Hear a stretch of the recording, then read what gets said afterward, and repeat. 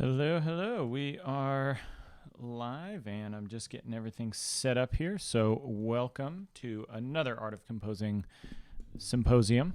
And we are going to be chatting about whatever you want to chat about. So, I got my big cup of water so my throat doesn't die at the end of this thing, answering a ton of questions. And I am back up on my original computer, so I do have the ability to show you some Sibelius and to play some music and do whatever. So hopefully this is an entertaining one for you. I have been working all day on something that I think is going to be pretty cool, and I'm going to be releasing it in like an email series. And I guess I'll wait just a little while for people to start showing up. But it's kind of a modern take on Partimenti and this idea that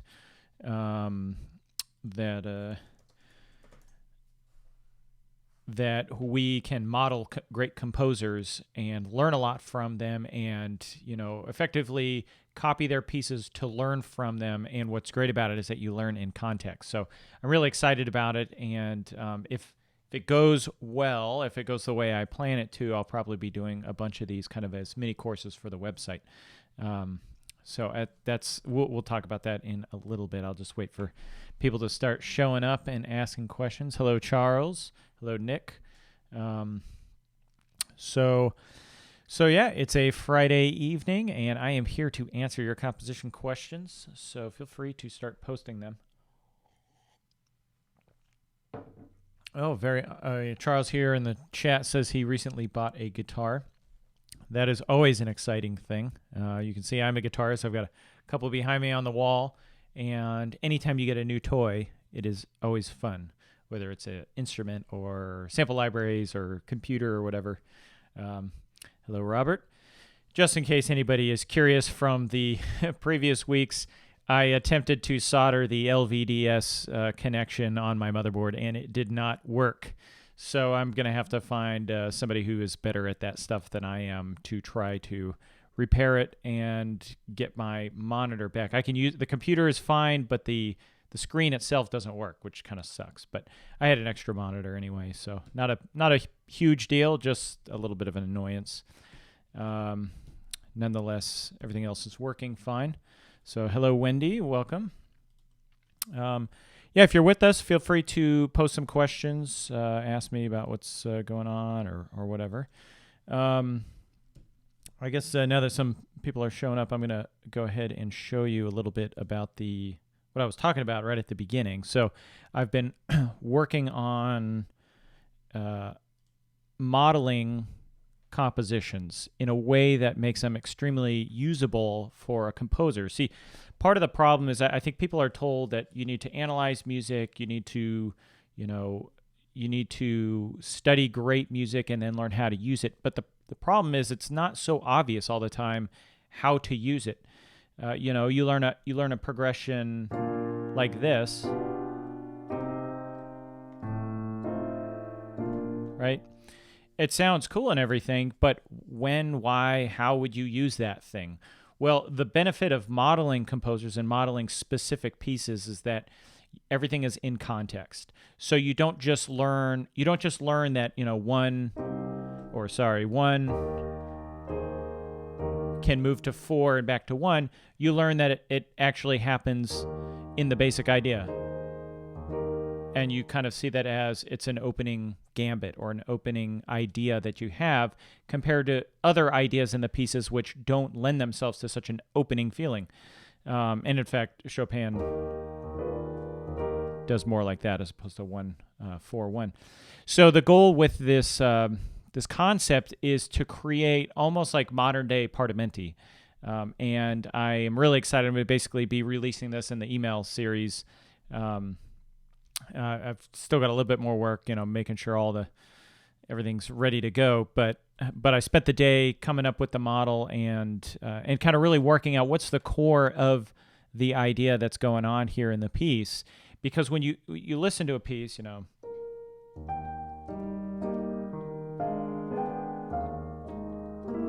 Sorry.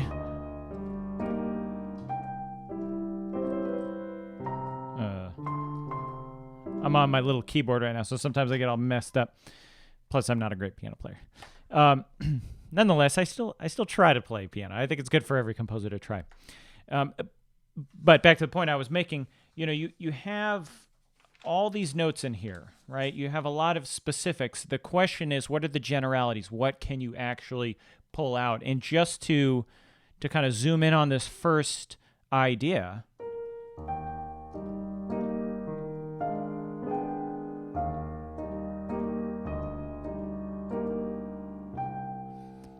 really, when it comes down to it, you have a prolongation progression, right? There's a pedal on the one chord, and he goes up to here, right? And then you've got 3, 2, 1 in the melody. Now he does it with all these extra notes in there. He's got a suspension. He holds that 2, even though it's back on the 1 chord again and not on the 2 half diminished chord. But all that being said, you can just extrapolate that it's 1 moving up to some kind of neighbor chord with 2 in the melody, or 3, 2, 1 in the melody. Now you can take that concept and you can do whatever you want with it. I mean, you don't have to do that progression. Like I said earlier, you could do up to 4, right? You could do, kind of a suspended sound, right? Just that G up to A flat. You could do something even weirder, and this is what I've been really experimenting with. What is the limit of the model?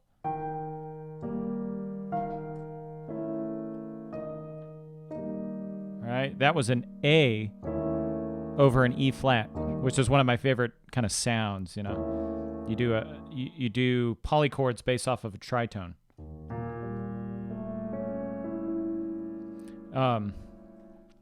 And that's the benefit of something like this. A model like this is that you can kind of prod and poke at what are the limits of the logic of this piece, right? It's not just a chord progression floating out in the middle of nowhere. It's connected with a real piece of music. But if you extrapolate the underlying logic, then you can divert from it a little bit. And if you're looking at this, you can see on the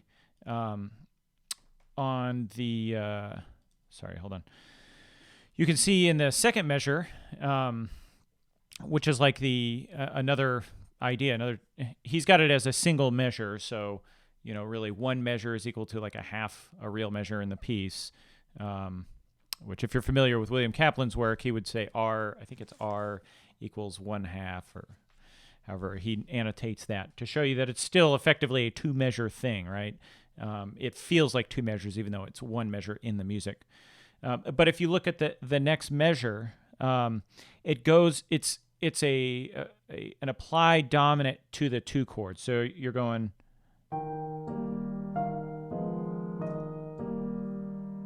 And then the melody goes up to a 6. Right? There's a lot of just logic built into that. A descending melody up top in both ideas, but it's propelling you forward. But what's really cool about it is because it's an applied dominant,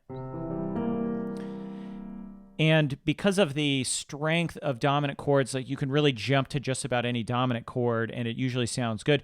You could substitute that for something else. So you'll have to change the melody in some way.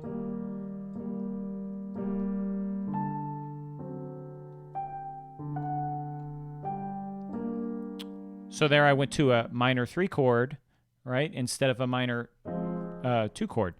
I changed it up a little bit, but if you're listening, you're saying the logic is still the same. The logic is just as strong. So I think it's an extremely powerful thing to model pieces like this. And what I'm effectively trying to do is trying to create new, updated, more modern partimenti.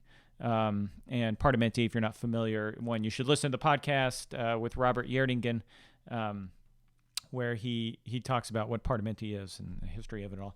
But effectively, they're like little kind of skeletons of pieces that you use to practice your compositions, and the students would have to make 2, 3, or 4 variations on it. So that's what I've been doing today, and I'll play one of my variations here in a little while.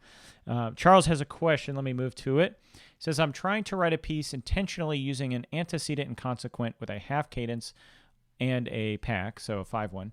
However, the full cadence sounds incomplete still.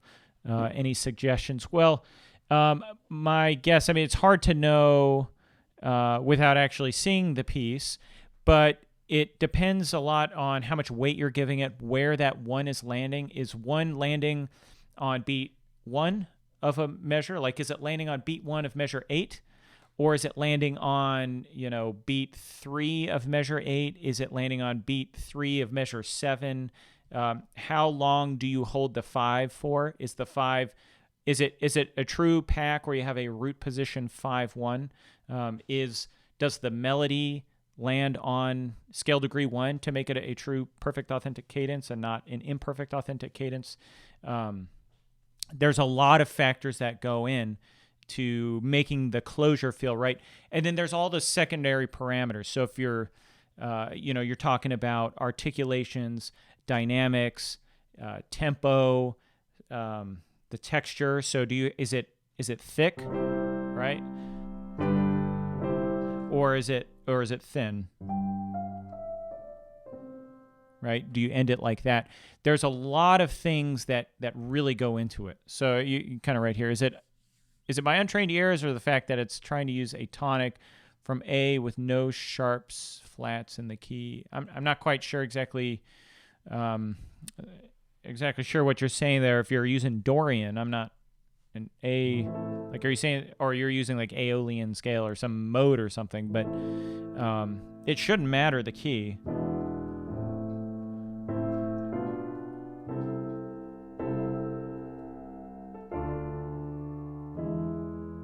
Right? Something like...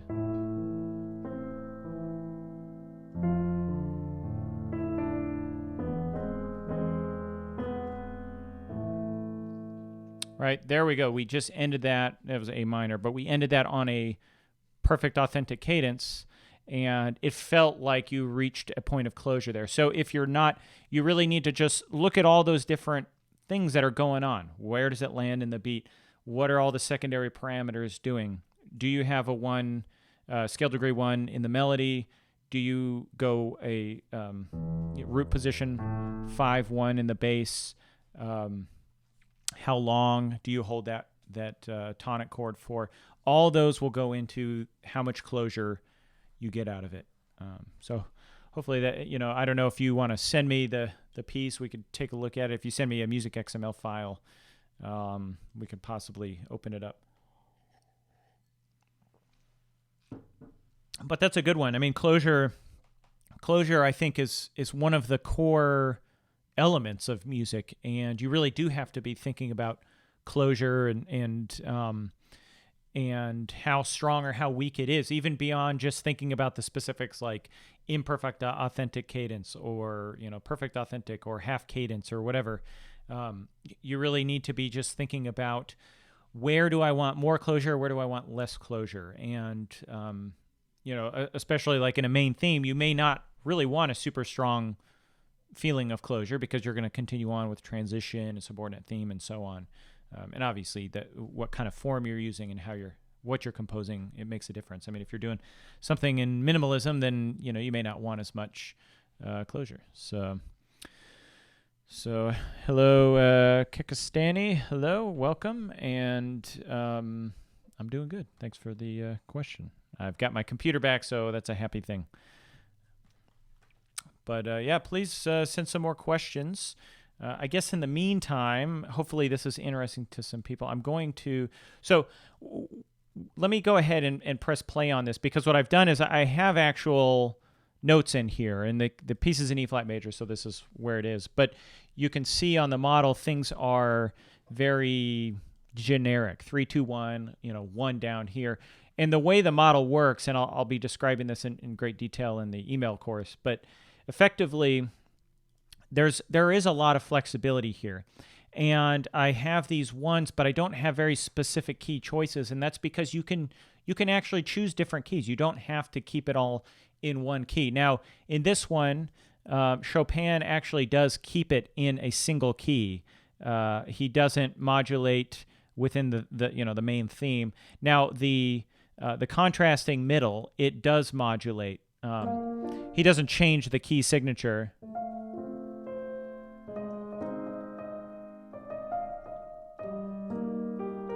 Right, but it's in B flat. The 5 chord is a F major 7. It's not, or sorry, an F chord.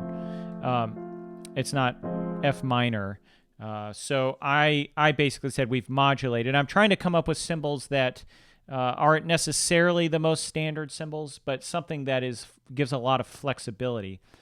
So here you can see I'm using the delta sign for a modulation here because I couldn't figure out like what's the best symbols to use, and these all may change, so don't be harsh on me if you don't like my symbology, I guess, or whatever I'm using.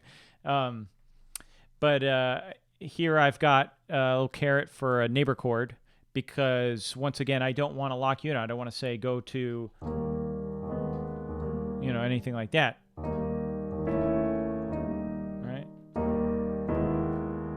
These are all possibilities, but some of them are non-standard, non-diatonic. Some are polychords, some are just whatever you can come up with. And if you ever repeat something twice, everyone thinks it was the right thing. So for here, I've got applied chords. So this is like some kind of applied dominant. It doesn't necessarily have to be a dominant chord, right? It can be a diminished 7th chord or something like that.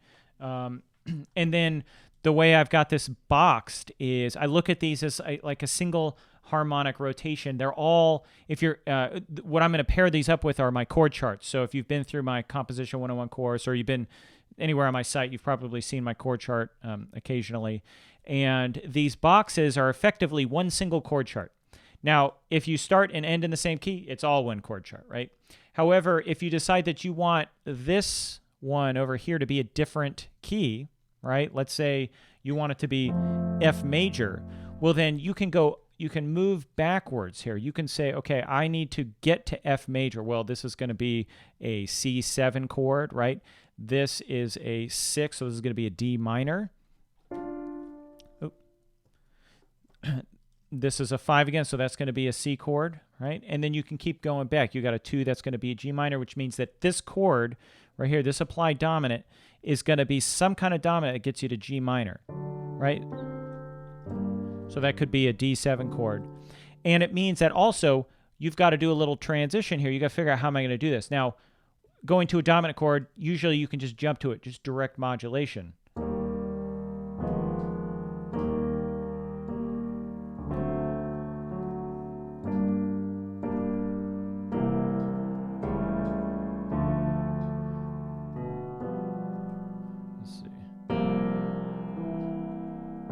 So now what we've done is we've modulated here. Now here I've got this specific modulation. We're trying to copy what Chopin does, and he moves up to the 5.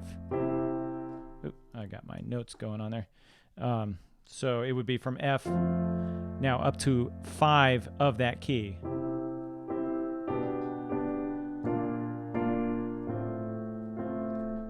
He actually goes to the root position. I felt like the core of the idea is this descending bass line. So let me go ahead and play this so you can hear kind of what the concept of the model is doing.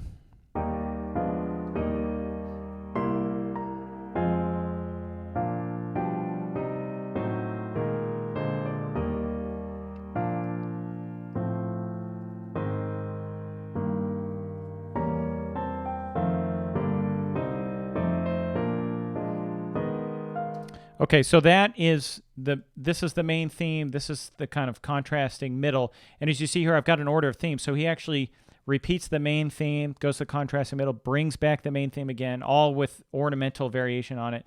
Contrasting middle again, main theme again. So what we would call this is a small ternary form, but it's a specific kind that's often called rounded binary, where you'll repeat the exposition, right? And then the contrasting middle and recapitulation are repeated together as one single unit, and that's how he does it here.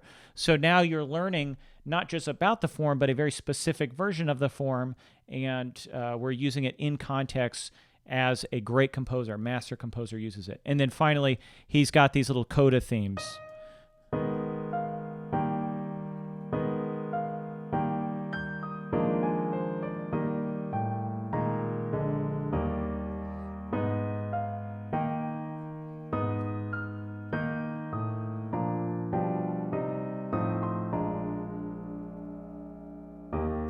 What's really cool about it too is that you see things that he pulls out. So, for instance, he's got 3-2-1 opening up the whole piece.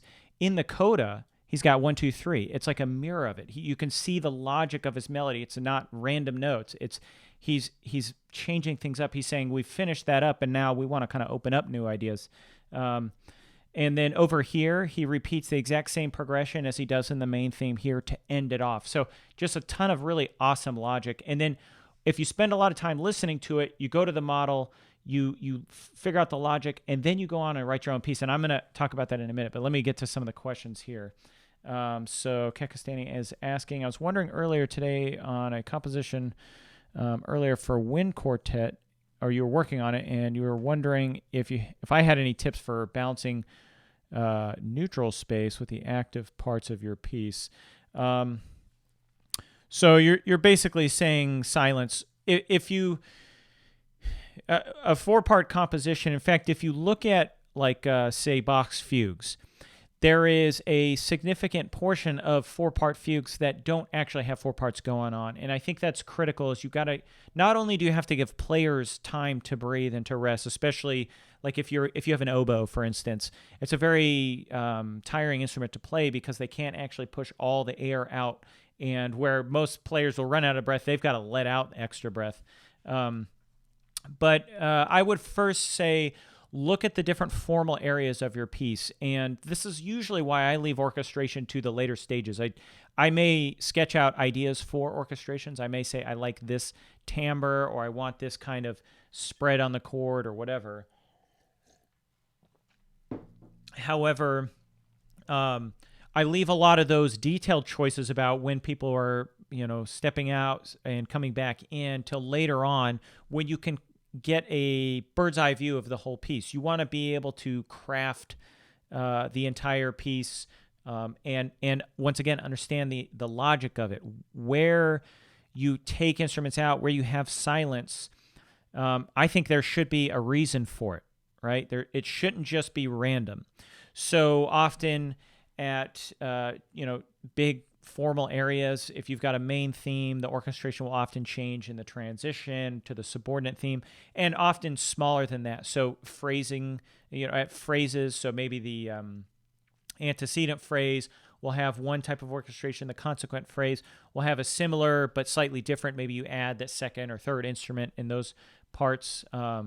And a lot of it just goes into really thinking about what's the dynamic curve of the piece, what's the shape, where is the peak, where are the troughs, where are the low points.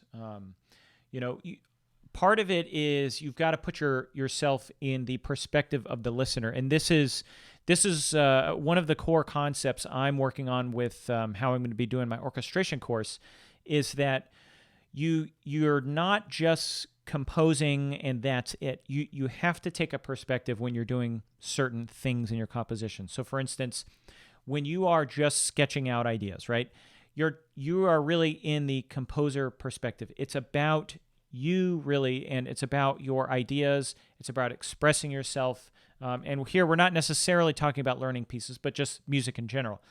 It's about getting across who you are as a composer.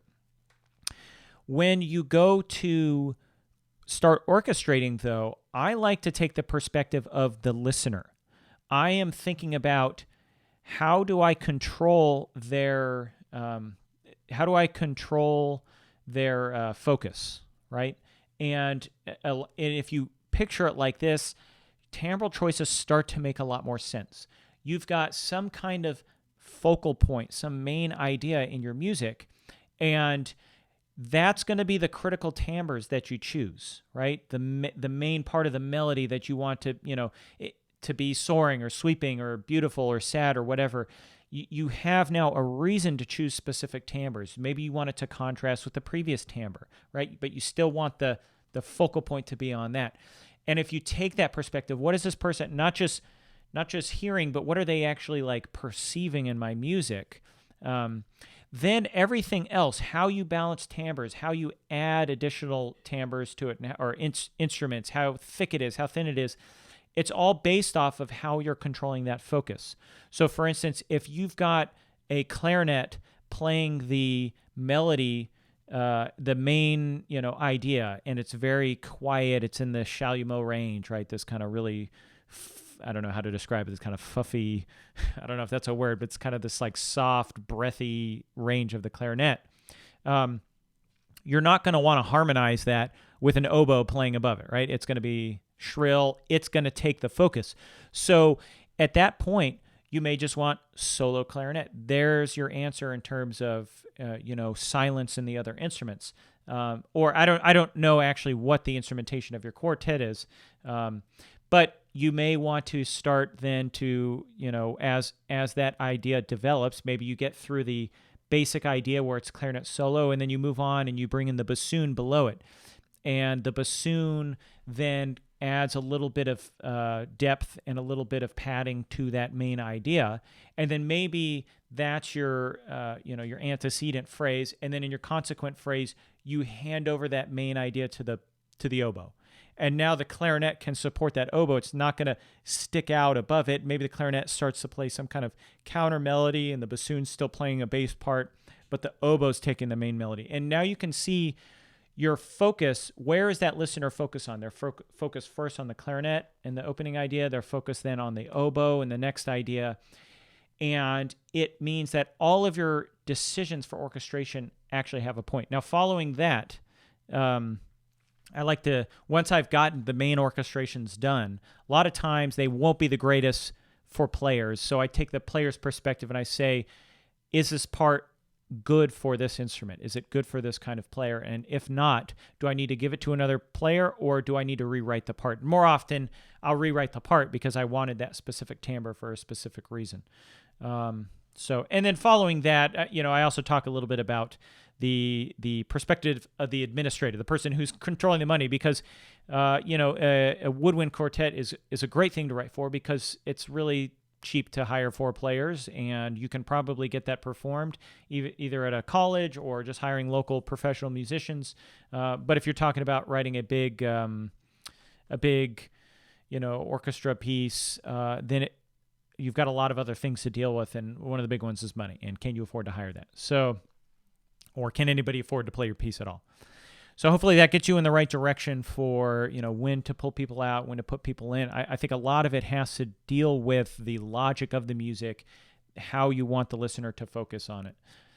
And then, of course, you don't want to tire out your players. So sometimes people just have to take a break, especially trumpet players and their embouchures. We're just, at least I'm not that great at playing trumpet forever and not crushing my lips with too much pressure.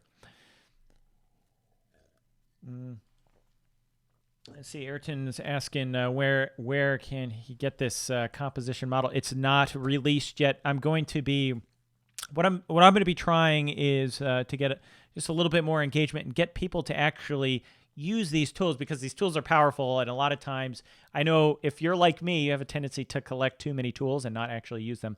So my goal is to walk people through this. And when I release it, what I'm going to do is just basically release, a new lesson every day, or maybe I'll give you 2 days to get the work done. And then the evenings that I release it, I'm going to be doing a symposium. So there's probably going to be a week or 2 of symposiums, like every night, where we can discuss it. We can ask questions. Then eventually those will just be obviously saved and recorded because it's YouTube Live. And then I'll place those under the lessons so you can watch for anybody going through in the future.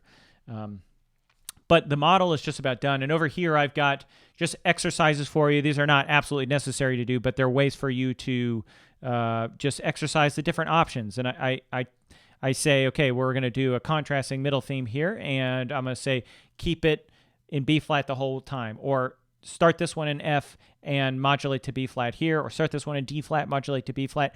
There's ways to do all of these. There's correct harmonic progressions that follow standard rules of functional harmony for all of these, or sometimes you're bending the rules, or sometimes you're using the ambiguity of half diminished chords, fully diminished chords, or whatever you want. You know, as long as it works for your ears and you like it, it's good. And that's something I think is important to get across, is that, you know, the rules, you know, of music theory are really just expectations. It's what we've heard over and over again.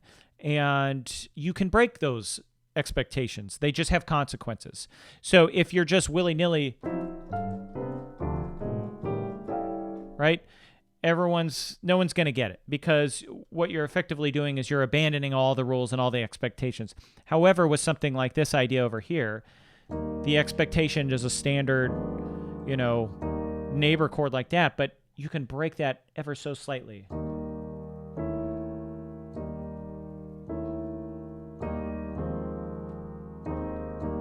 Right? And your ears accept it. It's one of those things that, especially if you repeat it over and over again, the listener will get used to it. And if I do this,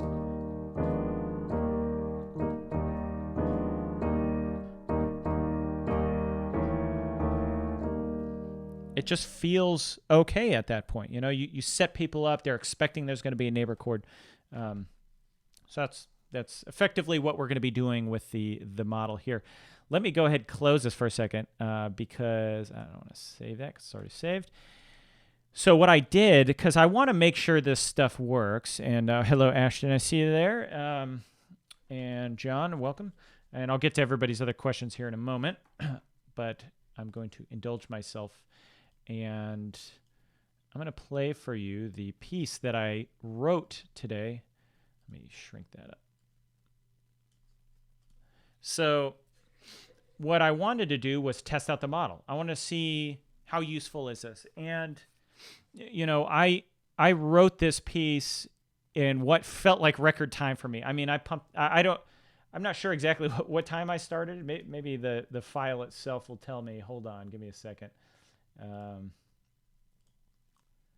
Let's see. So I started at 12:20, and it said last opened at 1:50, or last modified at 1:51. I guess that was the last time I saved it. And that was after I had finished. I think I was making little tweaks. So in about an hour, I finished a piece that is, let's see, what's it at the end here? About 2 minutes long, right? And it's based off of the model. So I'm not saying I'm like a genius or anything. I'm saying that the model was extremely helpful for me, and there's a lot of, you know, I understand the logic of the piece deeper because I worked through the model. I learned where I can kind of push the ideas. So what I'm going to do right now is I'm going to play it for you because I think you're going to enjoy it. It's a little bit of a quirky waltz, and you'll see why the model is so useful. The tempo is completely a lot faster. The feel is completely different. I mean, if you have this in your mind,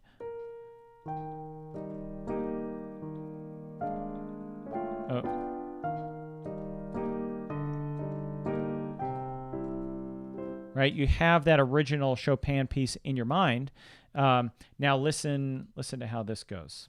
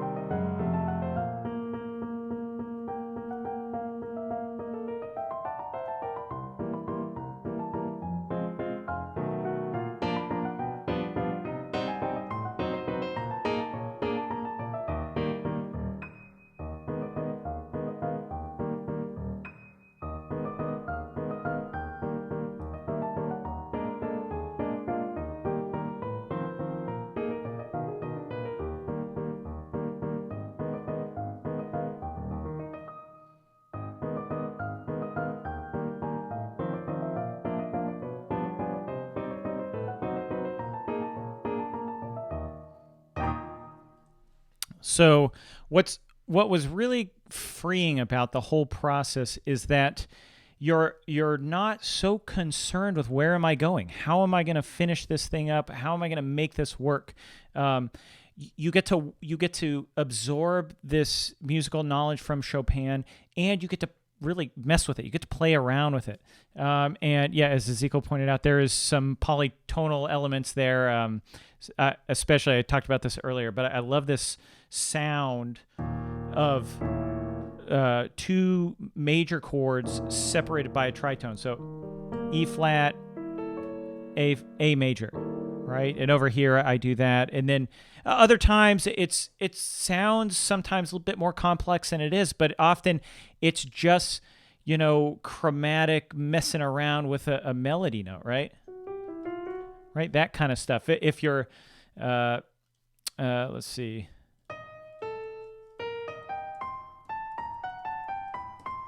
That kind of stuff.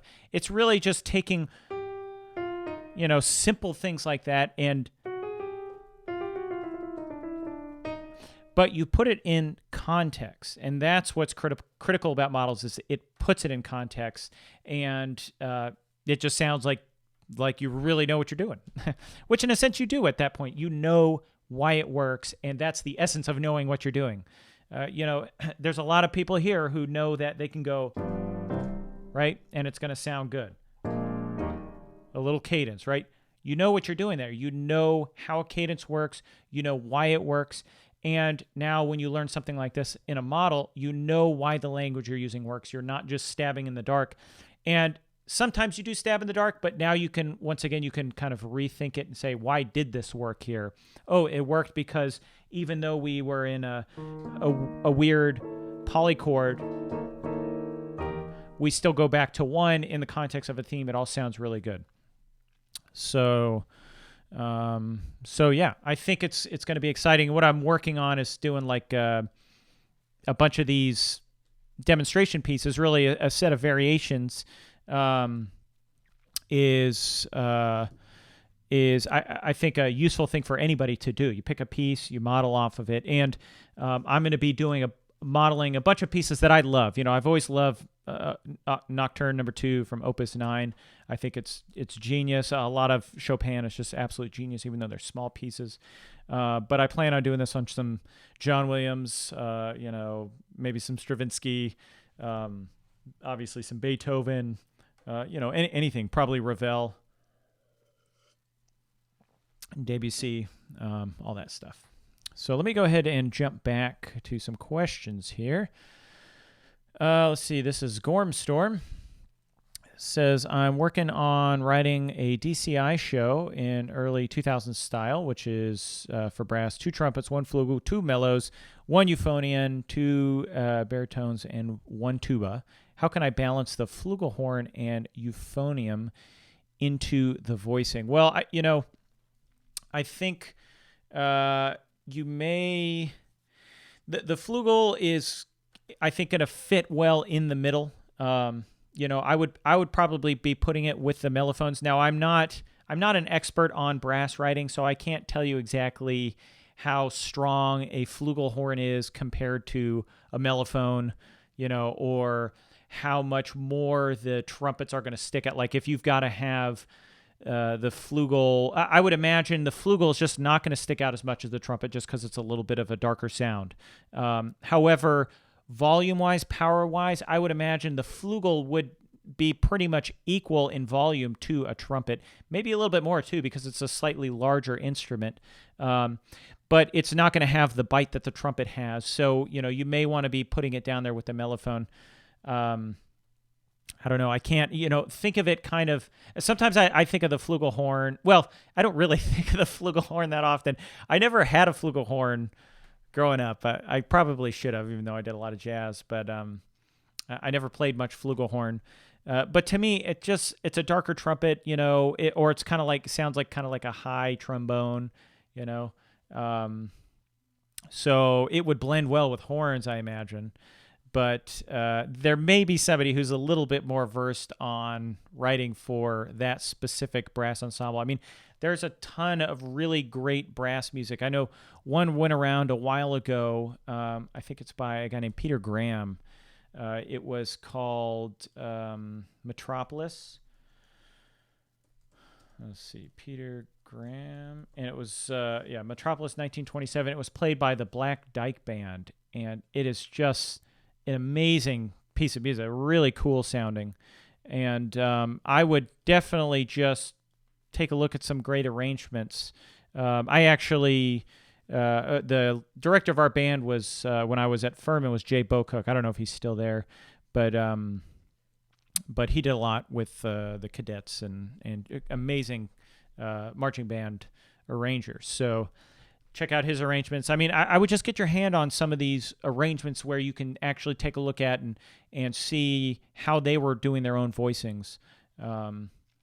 But I would think in general, though, the spread on it is not going to be too complex, and it's probably something that give it your best shot. And when you get a chance to listen to it, go there with your score, with a pen and paper or, red pencil or whatever, and mark it up. And that's how you learn a lot. Probably some of the best learning experiences I've ever had are when I wrote something and I thought it was going to work, and in the end I was like, oh, that was kind of not very satisfying. I would just definitely just give it your best shot.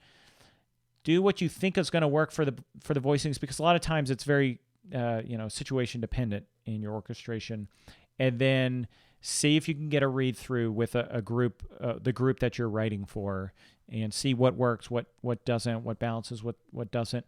There's probably also a lot of other features. If you're actually going to be marching with the music and playing on a football field, all elements of balance, I have no idea. I mean, nothing balances on a football field. Everybody's spread out in like weird shapes and formations, and everyone's supposed to be like, marching perfectly and playing in the same direction. But half the time it's like you can't see the conductor. And I was not a big marching band fan. I didn't really enjoy doing marching band, but I did it. I did my part. So let's see. Okay, let me move on to another question. Are half diminished chords mainly used in neighboring movements or in other ways too? No, half diminished chords are... They're used, I would say, very often as a 2 chord in minor, right? So, right, it's the 2 chord. So it's got this kind of when you hear a half diminished chord uses a 2/5, it tells your mind that it's going to be minor, even though you don't necessarily have to, right? Little bit of modal borrowing there.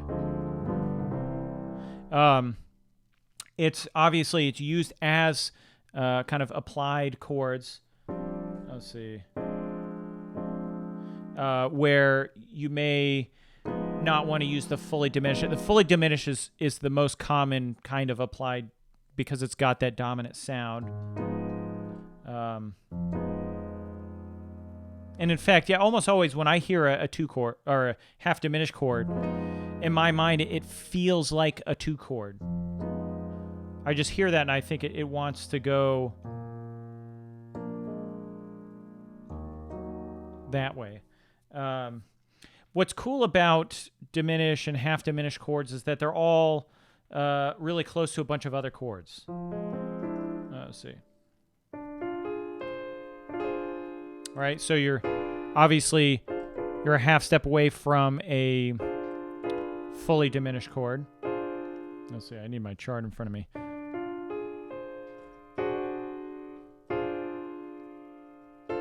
You're a half step away from a minor 7th chord, right?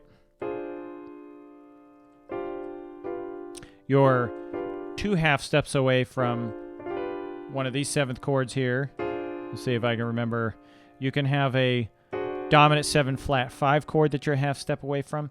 So what's really cool about them is that you can move in all sorts of weird directions, and you can kind of traverse things. And you'll start to see that if you were to lay out the fully diminished chords. Obviously, a fully diminished chord is a half step away from a bunch of chords, so a bunch of seventh chords, a bunch of half diminished chords in either direction.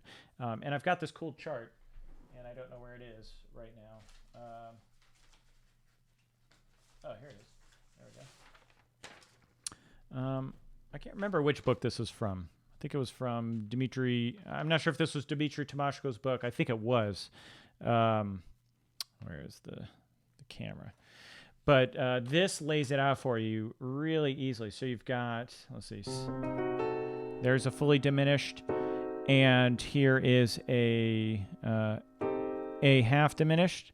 We go back, and now we've got an F sharp half diminished. We go back, and now we've got E flat half diminished here, C half diminished, and then all of these are related by a step to a minor seventh chord, or you could do French sixth chords. And there's you can see here, you can traverse the circle, so you can go around and just pick your poison in terms of half diminished and fully diminished and seventh chords. And let's see where I can go here. Let's see.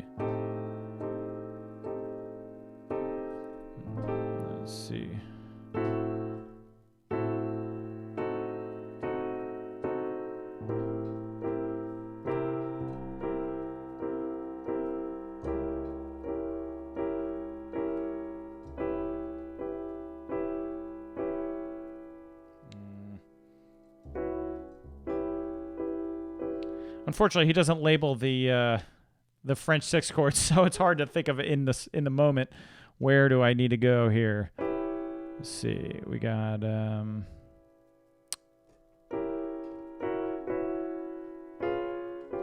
there we go.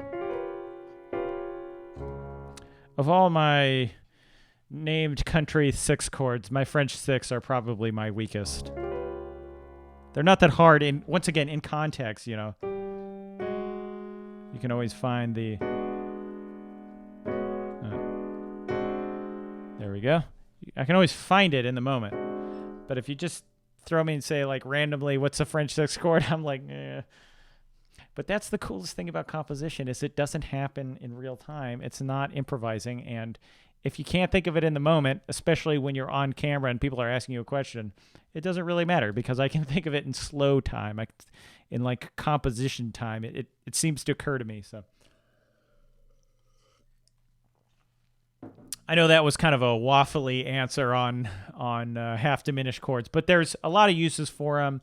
They work really well as neighboring chords when you do modal mixture. All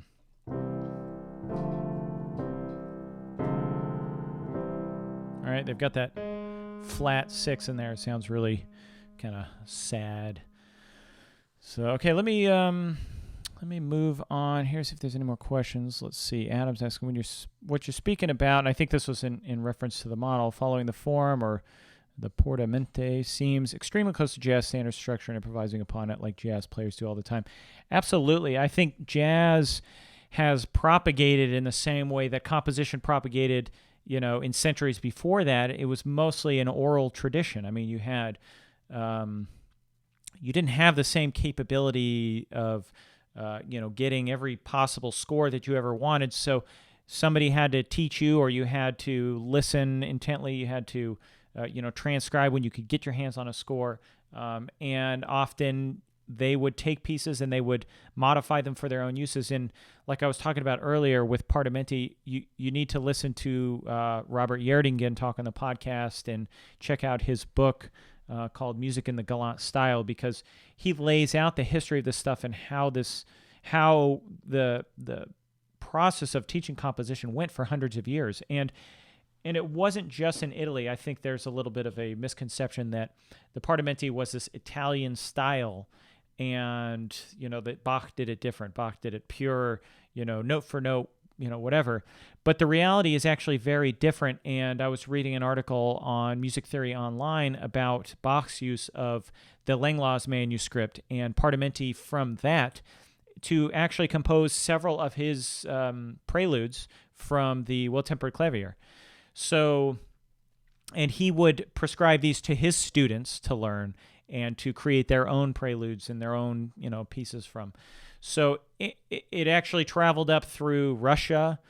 Stravinsky was trained in this tradition. It was very much alive in France when Ravel and Debussy were going through the Paris Conservatory. I don't know if Debussy went through there or taught there or whatever, but it was very much alive at the Paris Conservatory. And I think in that interview we talked a little bit about Nadia Boulanger and how the capabilities of the students back then seemed like huge feats to us nowadays. It's like they would be given these huge, long bass lines, and they would not have very long to harmonize the whole thing accurately and in a very inventive way. But the reality is that they had all these things really committed to memory because they had used them so often within the context of the partimenti that they were given. And I believe you can look around somewhere online. There was a collection of given basses that are effectively partimenti that Nadia Boulanger herself would give to her students. So that means a lot of the great American composers probably use these as well. Aaron Copland and Milton Babbitt and all these people who ended up studying with Nadia Boulanger. So let's see, Kekistan is asking, is there a way for us to submit some of our compositions? So if you'd be interested in hearing some of the work to critique. Yeah, I prefer to do it here on the symposiums because that way everybody else can learn and it's kind of in a controlled way. But yeah, if you want to send it over to my email, it's just john.branningham@artofcomposing.com. And you can find my email on the website as well. I prefer Music XML just because I'm still on Sibelius 7.1.3. I never wanted to upgrade because I didn't want to get stuck into the Avid pay to continue to use your software, thing. So I've just been sticking with my old version of Sibelius, which up till now has been perfectly fine, other than the fact that sometimes people send me version 8 files and I just have to say send me an earlier version or a Music XML. But XML usually works out the best. That way, if you're using Finale or MuseScore or some other program, almost all of them can export Music XML. So yeah, go ahead and write some more questions. Everybody's just watching. I'm working on some other variations off the model to try to, like I said earlier, see what is the limit. Like for instance, will the model work in minor? Will it work with modal concepts? And as far as I can tell, for the most part, yes, it does. I mean, sometimes you have to make some changes to the underlying structure because something may not sound as good in the context of minor versus major. But that's part of the, let's see, here's the email. That's part of the benefit of the model is the fact that it is that flexible, that the underlying logic to the piece doesn't go away even if you change all sorts of features on it.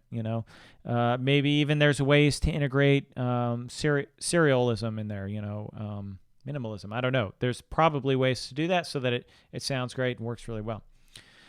Let's see. Dennis is asking, as a brand new composer, just finished the 101 course. What should I do on a daily basis to improve? Exercises to do, write 8 bars a day. Well, I think you kind of hit it. One of the critical things to do is compose every day. I find that when I'm writing a lot, when I'm sitting down every day, and I've been writing a lot more recently, just with my son out of school for the summer, and in fact, we're moving on to homeschooling after this, not having to worry about getting them ready to get out the door and pick up and drop off and all those things. I've had a little bit more free time, so I've been able to sit down and compose some more. And the ideas get better and they flow better. But it's critical that I think that you push yourself. So you're going to know your weaknesses and you're going to know the things that you feel that you have to work on. And it's important to work on those things. I don't think you can do too much a day. I mean, you can try to compose 8 hours a day, but you're probably not going to get any benefit from it. I think the max that you can really do focused hard composition is about 2 hours a day, where it's really, really, well focused. Now, I'm not talking about film scoring. Obviously, you may have to pump out a lot of music and you may have to work all day long, but that's not the same as like intricate counterpoint, intricate harmonic, modulation type exercises that you're pushing yourself through. But use the forms, use the music that inspires you, and you don't have to wait for me to put out these models. And this is what I was working on earlier. You can do this yourself. And this is what I try to tell people a lot, is that if you've never done music analysis, now is the time to start. All analyzing music is sitting down and thinking about, why does this music work in the way it does? So if you are writing, or you take a piece like Chopin's, I'm sure there's 1,000,001 analyses of this. There's probably stuff on the internet. People have probably sat down and worked out every little intricate whatever, right? That didn't stop me from just doing my own analysis. And one of my favorite things to do is use colored pencils, because who doesn't like to use colored pencils? No, seriously. You want to just sit down and try to figure things out so that they make sense to your own brain, right? You don't need to go grab a music theory book to find out how did Chopin write this piece. Just pick it up and work your way through it as best as you can. Figure out the chords, right? Simplify them. Write them out as chord symbols. Write them out as figured bass. Write them out as thorough bass. Figure out how does the melody work? Can you simplify that? Can you simplify it even more? I don't know. Maybe you can't. But the point is that if you sit down and you use your brain, you analyze some pieces and then model them, right? Go bar by bar and say, okay, Chopin does this, so I'm going to do something similar, but I'm going to change it in this way. I decided to make it a waltz. I changed the tempo. I made the melody a little bit more kind of quirky as opposed to his as a nocturne. Right, his is beautiful and flowing and sweeping and all these things, right? So I think that's a good place to start. To say 8 bars a day, I think that's kind of a low bar. Pun. It's setting the bar kind of low. I would say, at a minimum, yes, write a theme a day. Now, whether that's a tight knit 8 measure theme, sentence, period, hybrid, or whatever. Or I like to set as a minimum goal small ternary form. It just feels complete in itself. It's a good thing for a piece. And as you can see, something like this is a small ternary form. However, it's significantly longer than that, because he repeats the exposition. He adds, a serious melodic embellishment. He's got a contrasting middle. He goes back to the exposition and the recapitulation, with that being a rounded binary form. He's got like a little coda theme at the end. So you can see that just because it's small ternary form, this kind of cookie cutter theme, doesn't mean that it's not going to be great music. It could still be really amazing music. So yeah, push yourself. Just work on the things that you're weak on, and set limitations for yourself too. So, it doesn't necessarily have to be the time, or the number of measures, things like that. I like to set, pick a key signature you're unfamiliar with. Pick a time signature you haven't used. Pick an odd time signature, maybe 5/4 or something, or 7/8. Pick a modulation that you've never done before. Maybe you're starting in E flat and you need to go to G major, right? And so now you need to figure out how you're going to do that, right? Something like that. I don't know how you're going to do it, but the point is that you're setting goals for yourself, something that you can actually measure your progress with mentally, and maybe you write it down too. But if you don't know how you're improving, you're going to look back and say, I feel like I haven't learned anything. I haven't grown at all. And we're all susceptible to that. So let me move on to another question here. Ezekiel's asking about melodic development. So there are a lot of tools that we have for melodic development. And, obviously there's ornamentation, right? You can take a simple idea, you can ornament.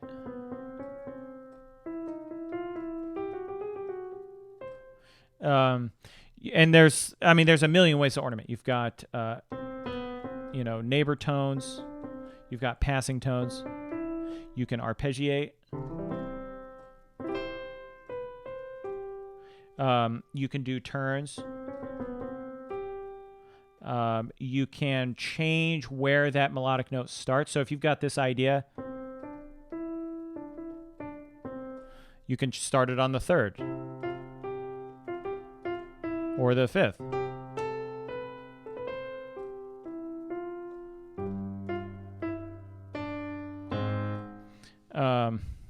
Threw that in just because. So that's on the kind of the basic, like you're not changing your melody too much. Now, when you actually get down to how you're writing your melody, a lot of the development happens naturally in conjunction with the form and in conjunction with the harmony. So, if you get a melodic idea, right, you could, if you keep on that harmony, use one of these tools like I talked about, or you could change the original harmony, and then there's going to be some development in the melody, right? Or maybe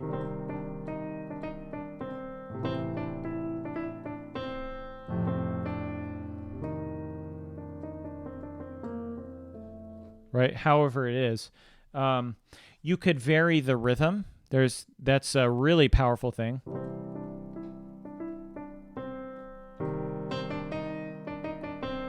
Right there, I changed the kind of the flow of it all. You could add rest, so add space.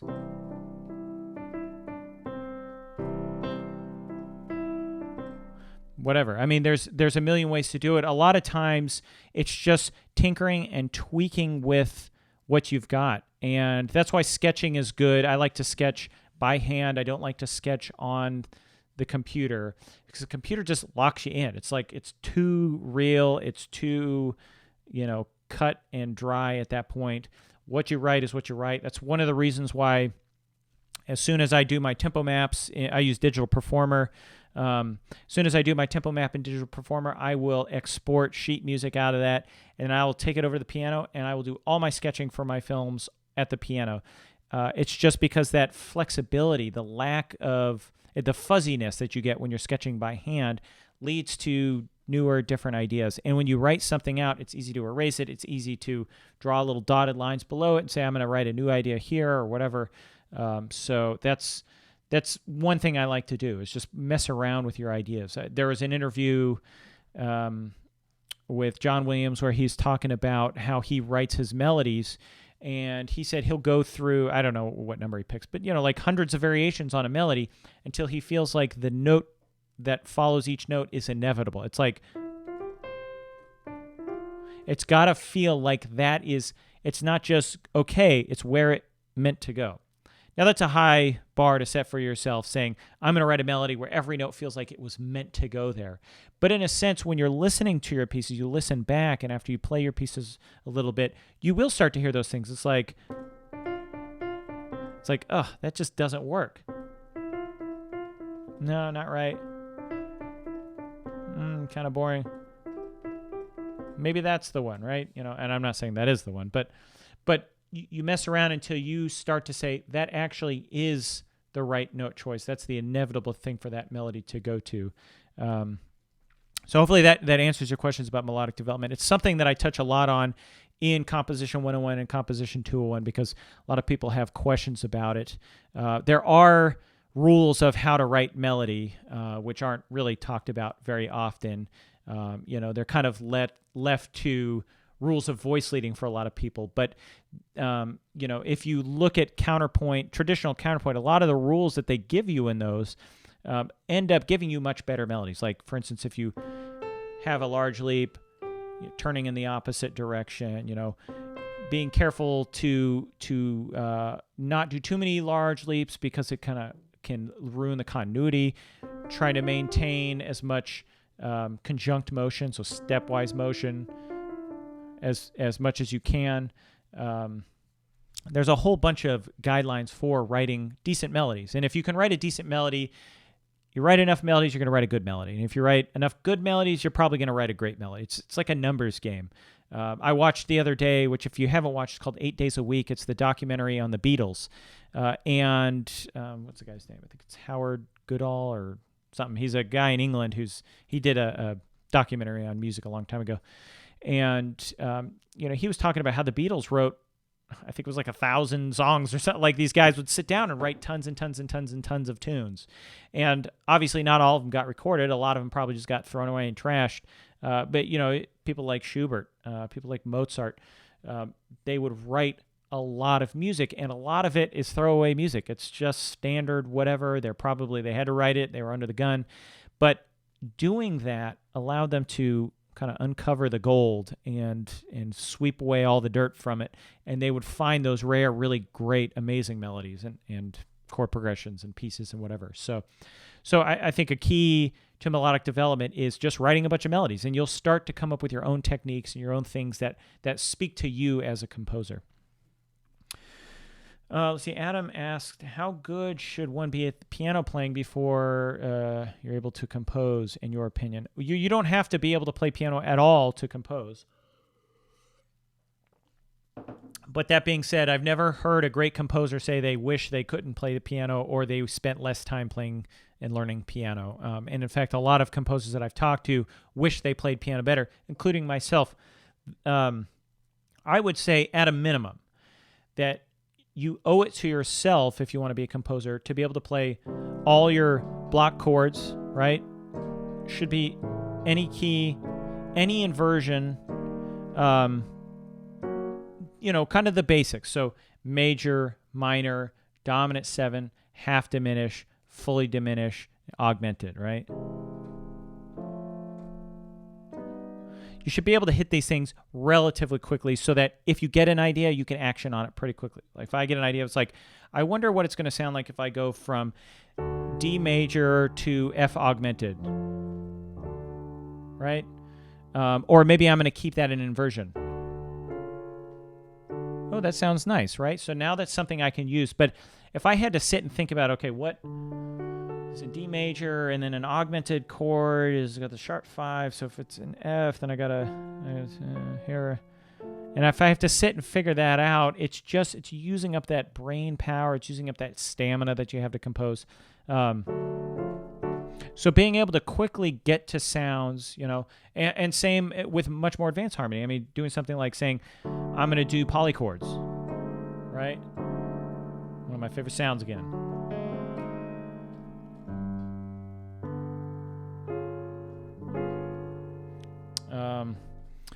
And then, if you want to take it further, I think learning some jazz comping and learning some jazz skills.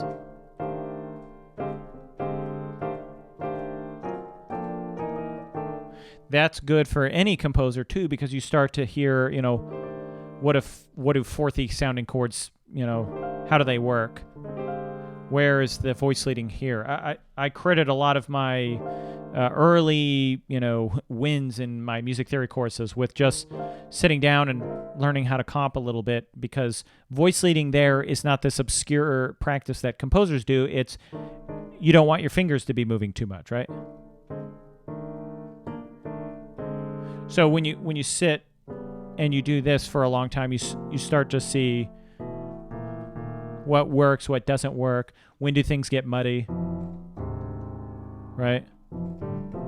You play this chord down here, it sounds real muddy, but you play it up here, it sounds very clean, right? So you start to feel and understand harmony on a deeper level. It's not theoretical at that point. It's real. It's practical. And I think there's benefit in focused improv as a composer. So, taking a model, something like this, and saying, I'm going to work my way through it. And you just pick a key, and you'll probably make mistakes, right?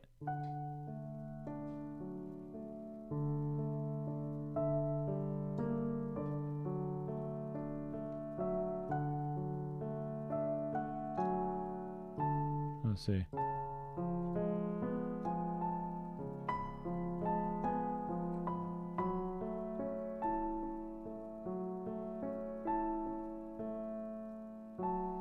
Let's see, where was I? Ooh, that sounded cool. See, there we go. Like just playing around, you start to come up with things by accident. You're like, what was that? Let's see. I went from D here, and then I don't remember what I did actually. I think it was. I can't even remember this. Well, actually, luckily these are recorded, so I can probably go back and transcribe it. But having that capability to improvise, play around with ideas, action on ideas quickly, sketch at the piano, not have to really, struggle to work through it. One of the best things also that you can do is you can sight read a lot of music. So if you start to get a little bit of piano practice down, get the beginner, great classics books where it's literally like simple bar chords, Let's see.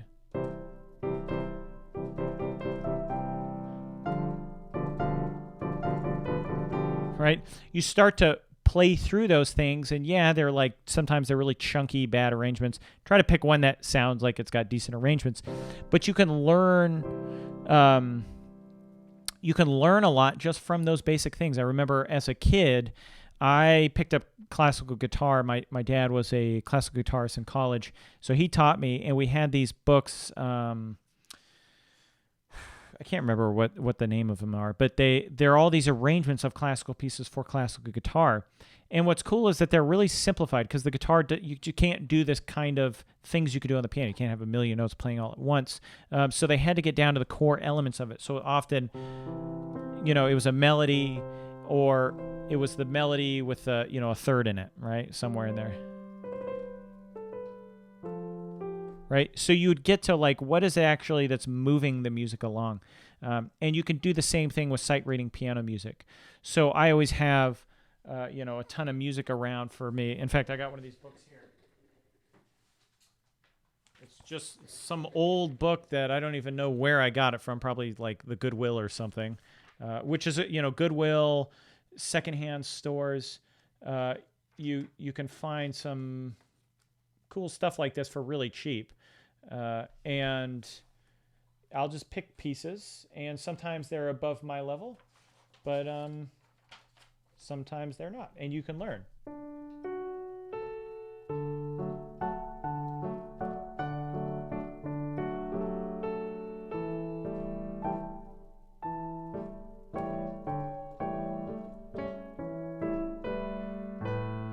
So here we go. We learn here that in the melody, he has a large leap from C sharp, E to B, and that's a ninth. So Strauss is using a ninth in the melody.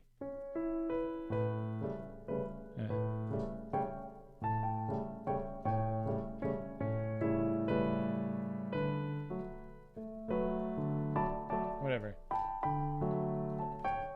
I lost my place here, what I was talking about. But you can learn about it. So now you can say to yourself, I'm going to go back and I'm going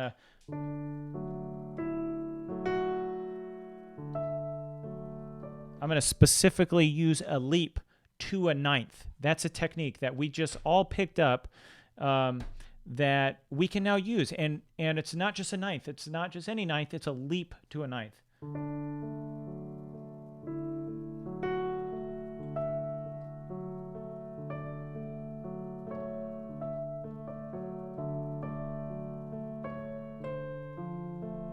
Right? And there's a little bit of improv, just having fun with it. But doing things on purpose, doing things for specific reasons, not just playing pieces, not just listening to pieces, but listening deeply and analytically and actually trying to pull things from them that you can use.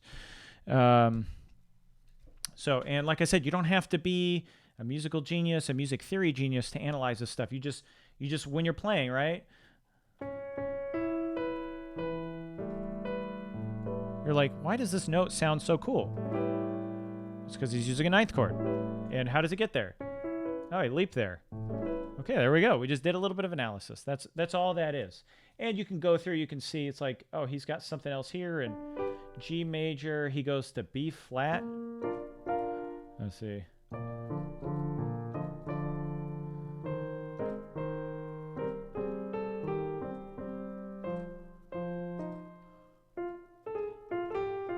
Right. If everybody doesn't know the Blue Danube, just sit down and listen to it. It's a great piece. All the way through. Mm. Let's see. A, B, C, D, E, F, G is saying here that they are obsessing over electroacoustic music past few weeks, like Stockhausen. Everybody goes through weird periods in their life. I don't know what to tell you. No. I love occasionally, like you get onto something and you just totally geek out on it. I get it. I love it. We after watching the Beatles thing, I mean, like my whole family, down to my 1-year-old, we're all geeking out on Beatles all week, and my wife's like, she loves the early stuff, right? She loves I Want to Hold Your Hand and Help and everything, and I'm like, give me the later stuff. Give me, Sergeant Pepper, and give me, I don't know, the Magical Mystery. I can't remember the whole name of the album, but I love the late stuff. I like the weird stuff. That's just me. So. Let's see. And then ABC is saying, what I find interesting is the function of things, which is weird, like half cadences and full cadences actually are central. I don't know if that's half an idea there. Okay, let's see. I read this book called The Songwriting Secrets of the Beatles, and it literally breaks down every single song into theory, and I feel like I've digested them at this point. Yes, I think it's one of those things. I don't know what makes the Beatles so special, but they just wrote really good music. I mean, who doesn't love Here Comes the Sun? It just makes you feel good. So I don't know. I think they just threw enough at the wall, and some of it stuck, and the stuff that stuck was just really amazing music.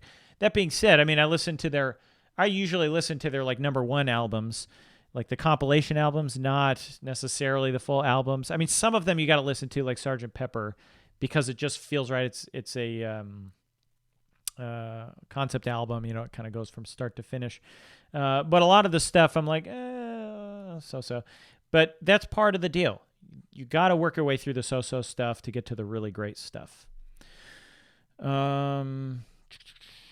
Yeah, and I think the Beatles, they had just a lot of really interesting things, especially, you'd be listening and they'll just change tempo, they'll change meter, they'll change, tonality or key or whatever, kind of out in the middle of nowhere. So I recommend the Beatles. I just like. So, okay. I think that's about it for the day, unless anybody's got some last minute questions. Like I said, I'm working really diligently right now to get through these models, and to get them up, because I think they're very valuable. And I'll probably be doing models for orchestration as well as I start to compile my materials for the orchestration course. The orchestration course is another really large course, so it's just taking forever. And it's going to take forever. So don't hold your breath. Don't hold off on studying orchestration because you're waiting on the course. The course is probably going to have a lot of different stuff that you haven't seen before. So I would still recommend, learning the basics of orchestration, learning, the ranges of the instruments and how they sound and play and things like that. And just try your hand at it. I mean, nothing teaches you like experience. So if you can write some music for a group and then get them to play it, then you'll learn a ton. And a lot of people, you learn, I think, the best way doing that, because you think something's going to work and then it absolutely crashes and burns, and you'll probably know why it crashed and burned at that point. Whereas before, you're just going to guess. So, okay. Thank you, Robert, for wishing me happy Father's Day. Happy Father's Day to all the other fathers out there. Sunday, right? I don't know. I'm never good with holidays. I can never remember. But, yeah, 3 kids, so I'll give myself a break. I don't need to remember. They need to remember. Although I'm pretty bad about remembering Mother's Day, too. So, let's see. Kekistani saying, I have an email. Okay. Let's go ahead and open it up.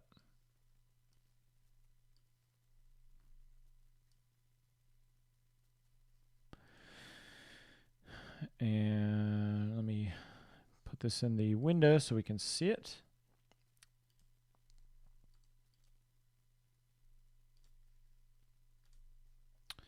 There we go. So this is for 2 pianos, it looks like. You sent me 2 copies. I don't know. Let's see if they're just the same one. Oh, one's a MIDI file. Okay. We'll just use the XML. So let's go ahead and let's see. You say, such an email. Appreciate the stream. And one last question. If you could make an ultimate band from composers of all ages, who plays what?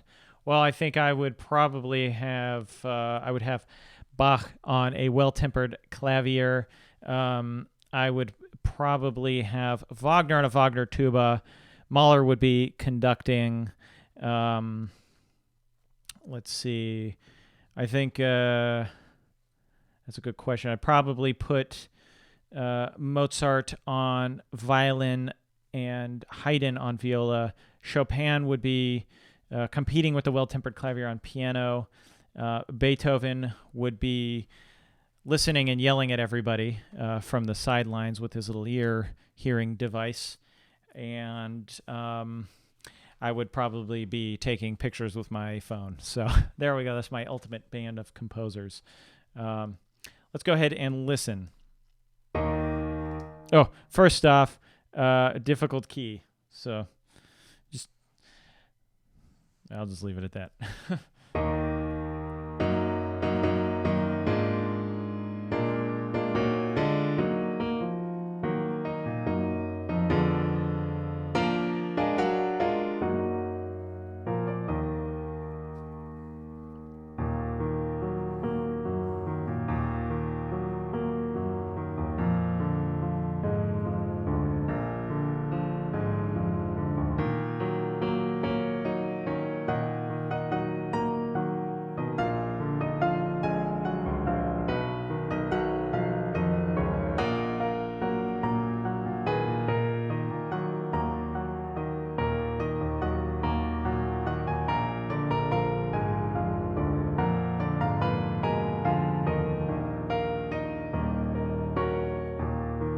I'm going to go ahead and skip the repeats here. I think there's a way to turn that off in Sibelius, but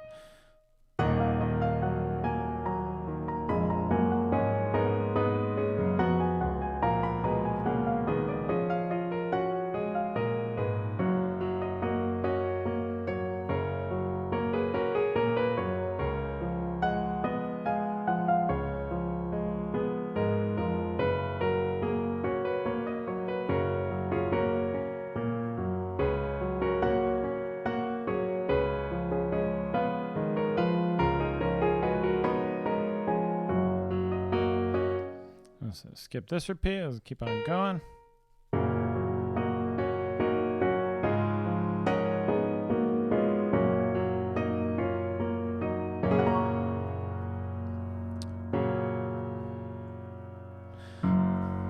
Okay, so yeah, I have some thoughts. I mean, I would say, well, it's well done for getting to the end of a piece. I think that's always just something that is, there's always the resistance that's stopping us from making it further in our pieces. So the fact that you finish a piece is a great thing. Now, I would say you've written for two pianos, and that's great, but you have to ask yourself, why are you writing for two pianos, and how are you using the capabilities of those two pianos? Everything is kind of in the same range, and one of the strengths of the piano has got a huge range, right? You've got all the way down there, all the way up there, right? You can go all over the place. And you need to be writing probably a little bit more complementary for the two parts. I would say that if you've got, like right here, you know, here,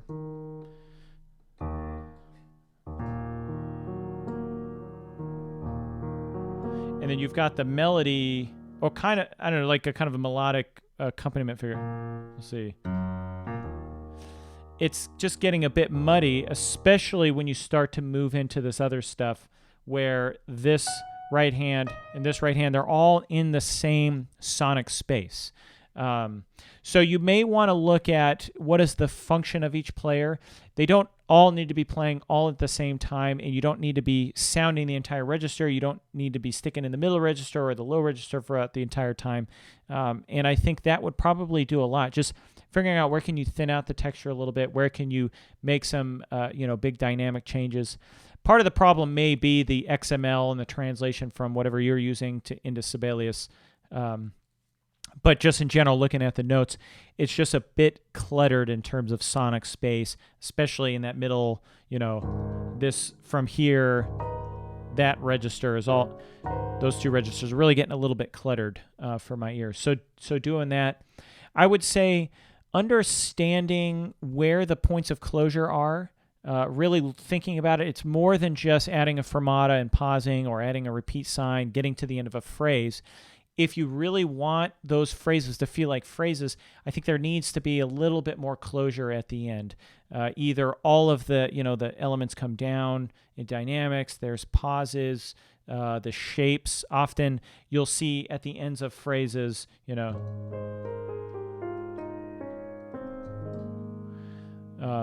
that wasn't much. This is just a couple notes here. There's really no closure harmonically, but melodically and tempo-wise and feeling, that feels like closure versus something like this. Right? I'm just playing kind of modally here. That doesn't feel like closure. So if you don't have that feeling of closure, it can feel like it's just one continuous long stretch of a piece. So figuring out those places where you can pull it out, put it back in, changing the texture, doing something as simple as, maybe taking out this part right here and, I don't know, maybe taking this up an octave or something, changing the dynamics. I'm not saying this is what you need to do. I'm just kind of randomly making some choices here. I probably need to do. Let's see.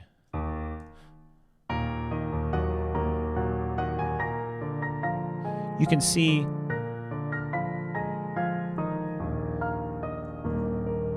when you brought the bass back in, it means more there. It means it's got a deeper feeling, and it feels like there's a reason you brought that back in.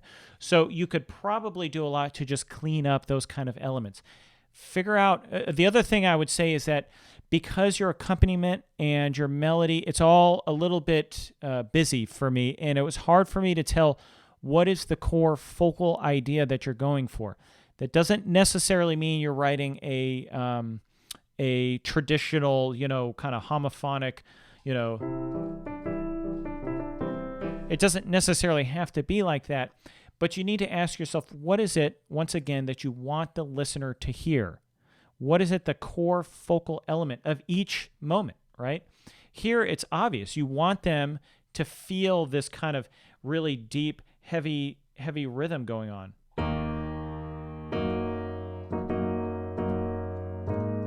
See.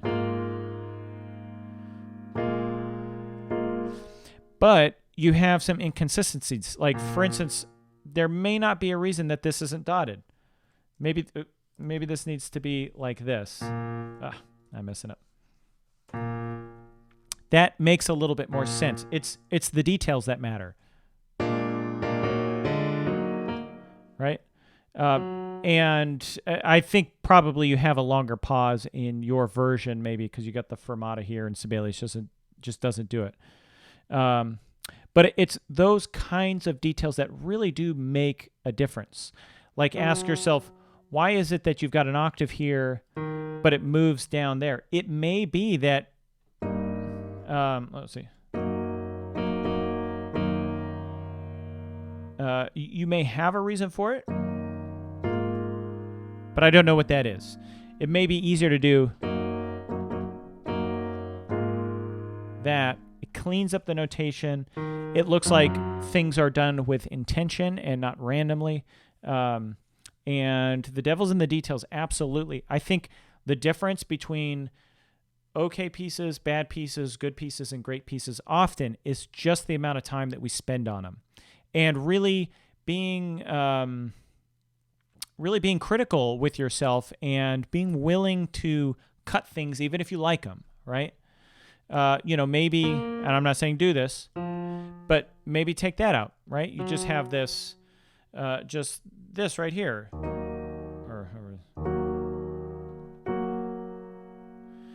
And then it goes back. Whatever. So just being critical with yourself and saying, what is it that really needs to be cleaned up here? Why did I make that choice? Am I changing notes just because I feel like I should be changing notes here? Or am I changing notes because the harmony, the spread on the chord, the way I've voiced it, it needs to be changed to create more interest? Asking yourself those kind of questions make all the difference with your piece. And like I said, just little things, changing the registers, taking out a bass, taking out the middle register, whatever it is, that adds a lot of drama. One of the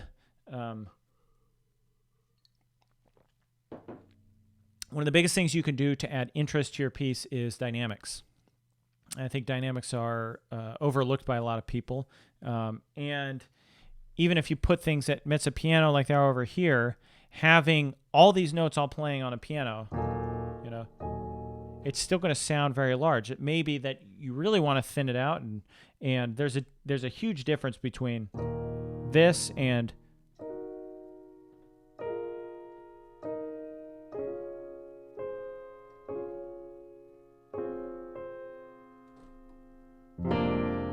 right?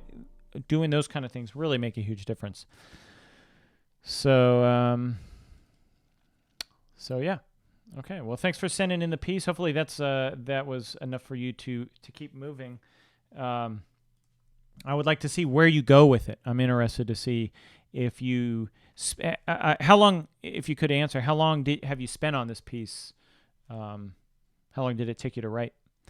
And I don't know I think there's like a 30-second delay when I ask, so I may just be sitting here for a while waiting on an answer. But my guess is that if you really want to make it shine, spend, another couple hours on it. I mean, some of the best stuff I've written, it didn't take me that long to compose the raw material, but it was the tweaking, the fine-tuning, adding, subtracting, really changing things up that made a huge difference.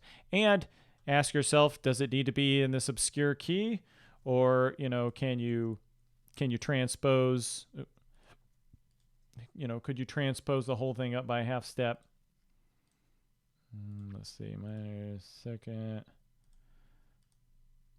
And there we go. It's already, well, of course, it puts everything in F flat.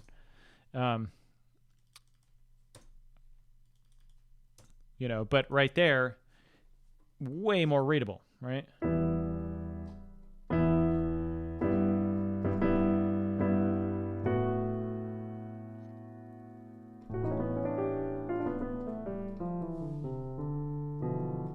Okay, so you said about 6 weeks of solid blocking, and then recently have come back to it this month after making it in February. Okay.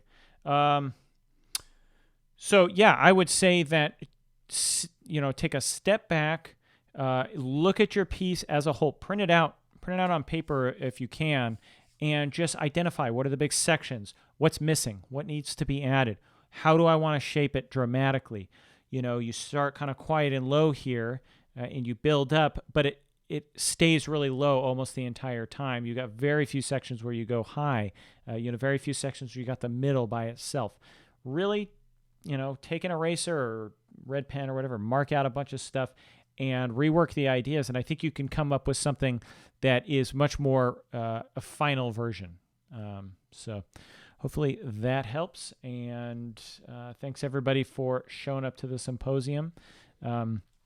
If you're interested in the model that we went over earlier, it is probably going to be about a week or so before I'm able to finalize and kind of launch everything. But what I plan on doing is putting this out as like a little email course, effectively. So each day I'll be walking you through how you should approach modeling pieces. And effectively it's listening deeply and listening a lot.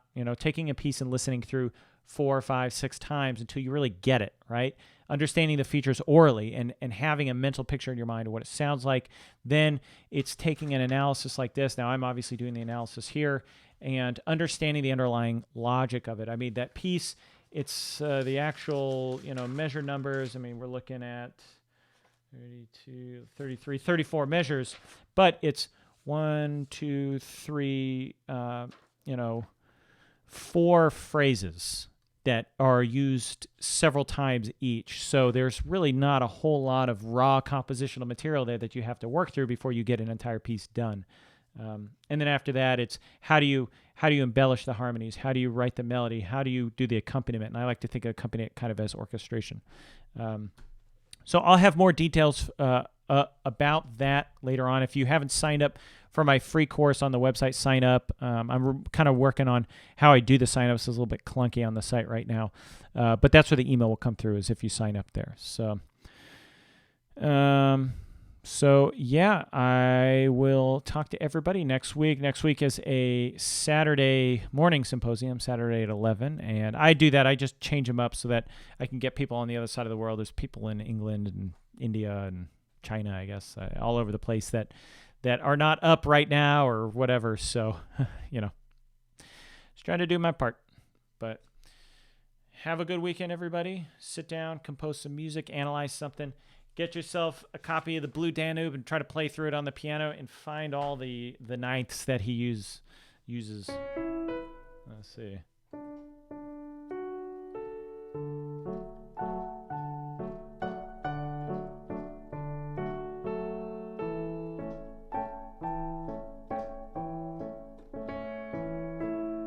There it is.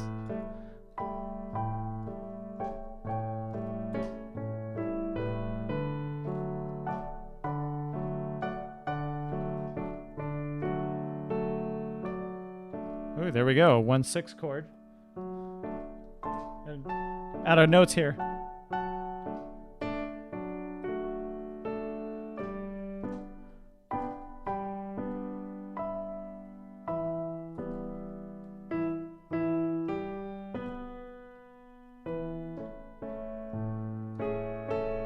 There we go. A lower chromatic neighbor. Here we go.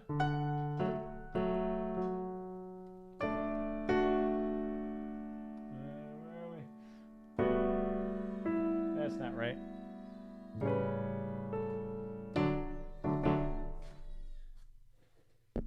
And thank you very much. Okay. Have a good weekend. Talk to you later. Bye.